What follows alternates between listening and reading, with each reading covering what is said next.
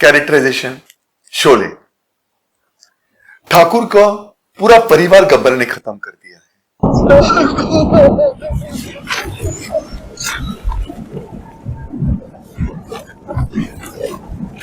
और इसके बाद ठाकुर के दोनों हाथ काट दिए हैं। ये हाथ हमको दे ठाकुर।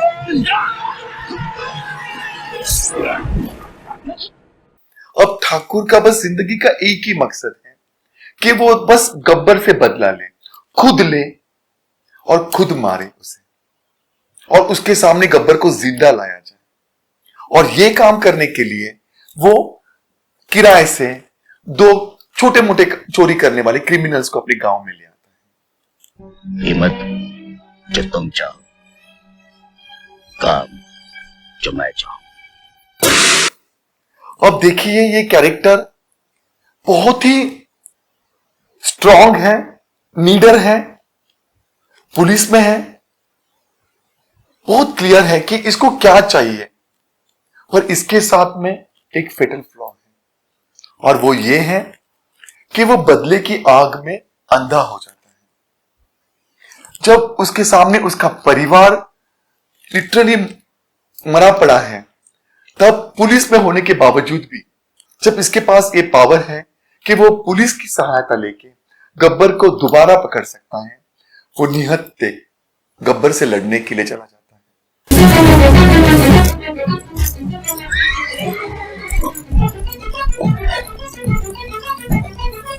और बदले में अपने हाथ कटवाता है। जब इसके गांव में दो नौजवान, वो जो छोटे मोटे चोरी करने वाले जो लोग आते हैं गब्बर को पकड़ के ठाकुर को सौंपने के लिए, और जब वो ठाकुर देखते हैं कि उसमें से एक लड़के के साथ उनकी विधवा बहू का दोबारा घर बस सकता है,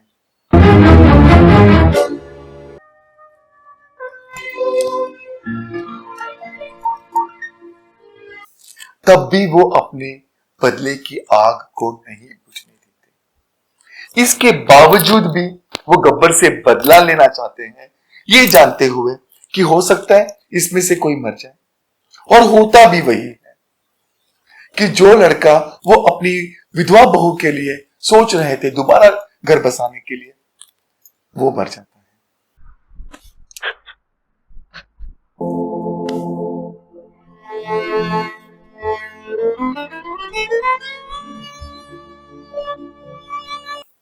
उसकी गांव की लड़की बसंती को किडनैप किया जाता है,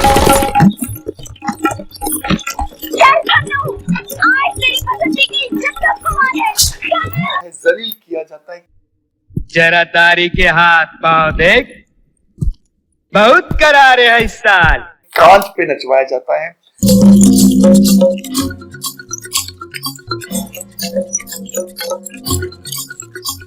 ये सारी चीजें हो रही, पर ठाकुर को सिर्फ और सिर्फ गब्बर चाहिए, वो भी जिंदा, क्योंकि उसे खुद मारना है।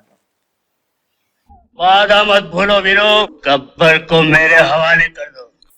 आप भी आपके लिखे हुए कैरेक्टर्स में ढूंढिए ऐसा कोई किरदार जिसमें बहुत सारे गुण हैं, दिलेर है, स्ट्रॉन्ग है, कॉन्फिडेंट है, लीडर है, लेकिन इसके बावजूद भी एक फेटल फ्लॉ है, एक बहुत स्ट्रॉन्ग फेटल फ्लॉ है कि वो बदले की आग में अंधा हो जाता है। उसे उसके सिवा और कुछ नहीं दिखता। मुझे बताइए कमेंट सेक्शन में लिख के। और मैं, अगर आप कहीं फंसते हैं ऐसे किरदार लिखते हुए, तो हो सकता है मैं कुछ आपकी थोड़ी मदद कर दूं। कैरेक्टराइजेशन बद्दीनी। सबके नाम पुकारने के होते हैं, पर इस फिल्म का जो किरदार है कल्याणी, उसका नाम है उसका परिचय। सही मायनों में ये कल्याणी को अपनी जवानी की उम्र की पहली दहलीज पर किसी से प्यार हो जाता है। तुम्हारी हंसती आंखें मुझे फूलों पर अटकी शबनम की याद दिला देती हैं। वो इस प्यार पे अपने आप को इतना कुर्बान कर देती है कि जिसकी वजह से उसकी बदनामी होती है। अजी नेवता कैसा दिया तो उसका हो ही चुका है, क्या अब दोबारा करवाएगी? उसे गांव छोड़ना पड़ता है।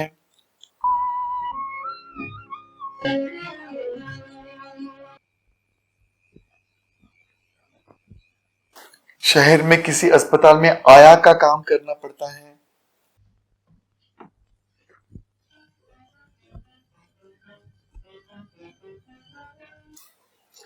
लिटरली कहीं की नहीं रहती है बंदी। और फिर जब वो देखती है कि जिससे उसने प्यार किया था उसकी किसी और के साथ शादी हुई है, जवाब दो ना।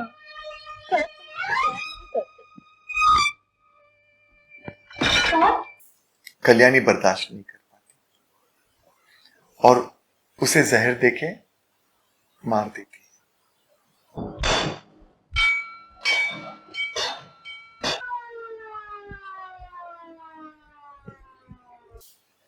कल्याणी ये सब करते हुए एक कैदी बन के जेल में रहती है, जहां उसकी मुलाकात एक बहुत ही हैंडसम यंग डॉक्टर से होती है। जब तुम काम में मशगूल होती हो तो बहुत ही सुंदर लगती हो।